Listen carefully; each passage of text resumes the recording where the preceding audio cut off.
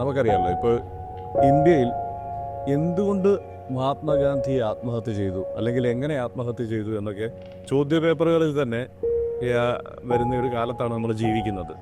മാത്രമല്ല, ഇങ്ങനെ ഒരു എക്സിബിഷൻ, ഇങ്ങനെ എന്താണ്, നമ്മളെങ്ങനെയാണ് ഒരു രാഷ്ട്രം എന്ന നിലയിൽ രൂപപ്പെട്ടത്, അതിൻ്റെ ഏറ്റവും നിർണായകമായ ഘട്ടത്തിൽ കടന്നുപോയത് എങ്ങനെയാണ്, അതായത് വിഭജനാനന്തരമുള്ള ഏറ്റവും പ്രധാനപ്പെട്ട ഒരു നിർണായകമായ കാലഘട്ടത്തിൽ നമ്മളെങ്ങനെയാണ് കടന്നുപോയത് എന്ന് നമ്മളുടെ പാഠപുസ്തകങ്ങളിൽ വേണ്ട രീതിയിൽ നമ്മൾ മനസ്സിലാക്കുന്നില്ല.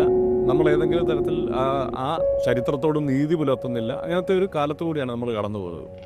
അപ്പോൾ ഇങ്ങനെ ഒരു എക്സിബിഷൻ ഒരുപക്ഷെ വളരെ ഈ രാജ്യത്ത് തന്നെ വളരെ കുറച്ച് സ്ഥലങ്ങളെ സാധ്യമാവാൻ സാധ്യതയുള്ളൂ. അപ്പോൾ അങ്ങനെ നമുക്ക് അത് സാധ്യമാവുന്ന ഒരു സ്ഥലം എന്ന് പറയുന്നത് കേരളമാണ് എന്നുള്ളത് ഒരു ചെറിയ കാര്യമല്ല.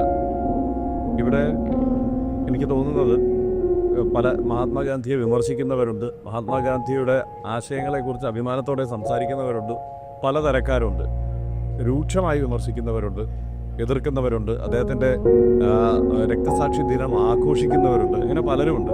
അവർക്കൊക്കെ ആ കാലം എന്താണെന്ന് തൊട്ടറിയാനും, എന്തായിരുന്നു ആ മഹാത്മാഗാന്ധി, അദ്ദേഹം ഈ ജനതയ്ക്ക് എന്തായിരുന്നു, രാഷ്ട്രത്തിൻ്റെ നിർമ്മാണത്തിൽ അദ്ദേഹത്തിൻ്റെ പങ്ക് എന്തായിരുന്നു എന്നുള്ളത് തൊട്ടറിയാനും മനസ്സിലാക്കാനും ഒക്കെ ഇവിടെ വരേണ്ടതാണ് എന്നുള്ളതാണ് എനിക്ക് തോന്നിയത്. മാത്രമല്ല, ഈ അടുത്ത കാലത്ത് ഇത്രയും ആഴത്തിൽ സ്പർശിക്കുന്ന ഒരു എക്സിബിഷനിൽ പോകാൻ പറ്റിയിട്ടുമില്ല. പ്രത്യേകിച്ച് ഇങ്ങനെ ഒരു കാര്യം നമുക്ക് മുന്നിലേക്ക് അവതരിപ്പിക്കുന്ന ഒരു എക്സിബിഷനിൽ നമുക്ക് പോകാനും പറ്റിയിട്ടില്ല. അതുകൊണ്ട് ഇവിടെ എല്ലാ യുവജന സംഘടനകളും ചെറുപ്പക്കാരും നമ്മളെന്താണ്, നമ്മുടെ ചരിത്രം എന്താണ് എന്ന് അറിയേണ്ട എല്ലാവരും, സമകാലീന ഇന്ത്യയിൽ ജീവിക്കുന്ന മുഴുവൻ പേരും ഇത്തരം ഈ ചരിത്രത്തിലൂടെ ഒരിക്കലെങ്കിലും കടന്നു പോകണം എന്നത് തന്നെയാണ് പറയുന്നത്.